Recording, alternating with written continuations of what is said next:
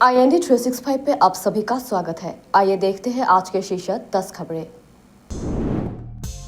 एक passenger train में लग गई भयानक आग। घटना में 4 लोग जिंदा जल गए। बांग्लादेश में ये भयानक घटना है ढाका के पास एक गोपीबाग में कमलापुर स्टेशन के पास बेनाबुल इंटरसिटी एक्सप्रेस में आग लग गई है। आग शुक्रवार की रात 9:05 पर उस समय लगी जब ट्रेन ढाका की ओर जा रही थी। आशंका है कि शरारती तत्वों ने ट्रेन में आग लगाई है। मृतकों की पहचान अभी भी अज्ञात है। फायर ब्रिगेड की 7 गाड़ियों की मदद से आग बुझाई गई। पुलिस का मानना है कि यह एक पूर्व नियोजित हमला था। हमलावर यात्रियों के वेश में थे।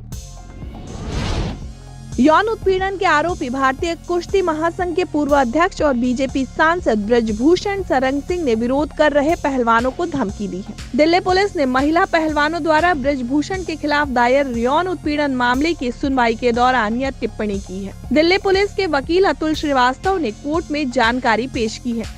वकील ने कोर्ट को बताया कि ब्रजभूषण ने महिला पहलवानों को धमकी दी थी कि अगर उन्हें अपना करियर जारी रखना है तो अपना मुंह बंद रखें। ब्रजभूषण ने किसी का करियर बर्बाद करने के साथ साथ बनाने की भी धमकी दी थी।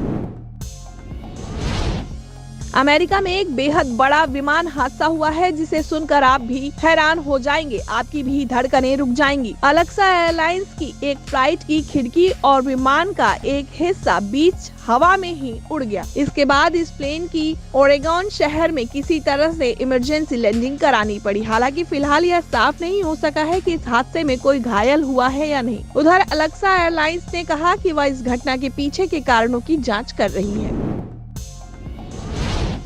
राम मंदिर पर AIUDF प्रमुख बदरुद्दीन अजमल की विवादित टिप्पणी। अजमल ने मुसलमानों से 20 जनवरी से 2 जनवरी तक ट्रेन से यात्रा न करने का आग्रह किया था। ऐसे कई कारण हैं जिनकी वजह से आपको अयोध्या नहीं जाना चाहिए। आदित्य L1 आज अपनी अंतिम कक्षा में होगा। अंतरिक्ष यान शाम 4 बजे अपनी अंतिम कक्षा में पहुंचेगा। सूर्य से कोरोना और तापमान का परीक्षण करने के लिए आदित्य L1 लॉन्च किया जाएगा। L1 कक्षा पृथ्वी से लगभग 1.5 मिलियन मील दूर स्थित है। बांग्लादेश में जनवरी में आम चुनाव होंगे। जनवरी से पहले विपक्ष का हमला। विपक्षी बांग्लादेश नेशनलिस्ट पार्टी BNP ने 48 घंटे का बंद बुलाया है। प्रधानमंत्री शेख हसीना ने उनसे इस्तीफा मांगा है। BNP का दावा है कि शेख हसीना की सरकार नाजायज है। 7वें चुनाव को एक तरफा चुनाव बताया जा रहा है। अगले 2 दिनों तक देश में कड़ाके की ठंड पड़ेगी। भारतीय मौसम विभाग ने चेतावनी जारी की है। अगले 2 दिनों में तापमान 10 डिग्री सेल्सियस तक गिरेगा। उत्तर पश्चिम में घना कोहरा छाने का अनुमान है। हरियाणा, पंजाब और राजस्थान समेत कई राज्यों में कड़ाके की ठंड पड़ने की आशंका है। IMD ने X के जरिए ये डाटा शेयर किया है। हॉलीवुड अभिनेता क्रिश्चियन ओलिवर की कैरिबियन सागर में एक छोटे निजी विमान दुर्घटना से मौत हो गई है। उसी हादसे में उनकी 2 बेटियों की भी मौत हो गई है। विमान गुरुवार दोपहर ग्रेनाइड्स के एक छोटे कैरिबियन द्वीप बेकिविया से सेंट लूसिया जा रहा था। मछुआरे, गोताखोर और तटरक्षक बल के सदस्य घटना स्थल पे पहुंचे। 4 शव बरामद किए गए। दुर्घटना में 51 वर्षीय ओलिवर, उनकी दोनों बेटियां, 10 वर्षीय मदीता और 12 वर्षीय एनिक और पायलट रॉबर्ट चास की भी मौत हो गई है। स्थानीय पुलिस ने संवाददाताओं को बताया कि विमान उड़ान भरने के कुछ ही देर बाद कैरिबियन सागर में दुर्घटनाग्रस्त हो गया। जुड़े रहिए हमारे साथ और देखते रहिए IND 365। धन्यवाद। समोसा लेने गई नाबालिग के साथ मनचलों ने किया गलत काम। लाचार पिता की आंखों से नहीं थम रहे हैं आंसू। पीड़ित परिवार के साथ महिला थाना का भी रही उदासीन रवैया। भागलपुर एक तरफ जहां बिहार सरकार और केंद्र सरकार महिला सशक्तिकरण की बात करते हैं, वहीं महिलाओं को सुरक्षा प्रदान करने के लिए कई योजनाएं बनाई जा रही हैं। वहीं अभी भी महिलाएं असुरक्षित हैं। ये मामला भागलपुर के गोराडीह थाना क्षेत्र का है, जहां एक नाबालिग 8वीं क्लास की 14 वर्षीय छात्रा अपने घर से समोसा खरीदने के लिए बाजार जा रही थी। तभी 2 मनचले मोटरसाइकिल सवार ने उस नाबालिग को जबरन मुंह दबाकर मोटरसाइकिल पर बैठाया और नदी के किनारे ले जाकर उनके साथ गलत व्यवहार किया।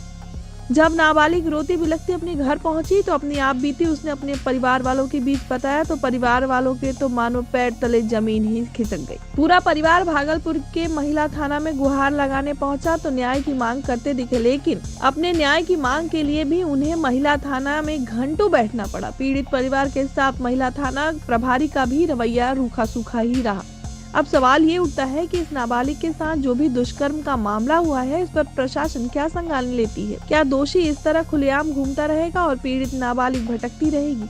वहीं पीड़ित नाबालिग लड़की ने बताया कि आरोपी युवक भी नाबालिग है, उसकी उम्र महज 17 साल की है। वह मेरे पास गांव के ही बगल का गांव का रहने वाला है। मुझे न्याय चाहिए, अगर न्याय नहीं मिला तो मैं जान दे दूंगी। वहीं इसको लेकर सिटी एसपी अमित रंजन ने बताया कि पीड़ित नाबालिग लड़की महिला थाने में घंटों इंतजार कर रही थी। इसको लेकर जांच कराई जाएगी और दोषी प्रभारी थानेदार को सजा भी दी जाएगी।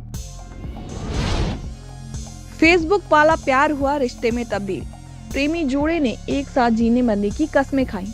भागलपुर मधुसूदनपुर थाना क्षेत्र के नूरपुर पंचायत की रहने वाली ज्योति कुमारी और रामपुर खुर्द के पंचायत के बहलपुर के निवासी करण सिंह दोनों को रील्स बनाने के दौरान 7 साल पहले फेसबुक पर दोस्ती हुई और दोनों के बीच में प्यार हो गया।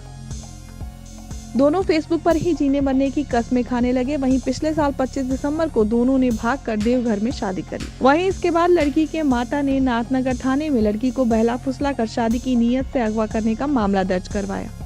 इसके बाद प्रेमी जोड़ों ने कोर्ट में भी शादी कर ली। वहीं पुलिस के लगातार दबिश के बाद प्रेमिका दुल्हन के लिबास में मधुसूदन थाना पहुंची और वहां पुलिस वालों को बताया कि उसने अपनी मर्जी से शादी की है और वह अपने पति के साथ रहना चाहती है। वहीं दूसरी ओर प्रेमी का कहना है कि 7 सालों से दोनों के बीच में प्रेम प्रसंग था और घर वाले प्रेमिका के साथ मारपीट करते थे और उसे कमरे में बंद कर देते थे। वहीं उसने कई बार लड़की के माता पिता से शादी करने की गुहार लगाई, लेकिन वह मानने के लिए तैयार नहीं थे, जिसके बाद लड़की ने प्रेमी पर शादी का दबाव बनाया और फिर प्रेमी लड़के को लेकर अपने घर आ गया। फिर देवघर में जाकर दोनों ने शादी कर ली। वहीं प्रेमिका का कहना है कि लड़की वाले लगातार जान से मारने की धमकी दे रहे हैं। वहीं पुलिस ने लड़की का कोर्ट में 164 का बयान करवाया है।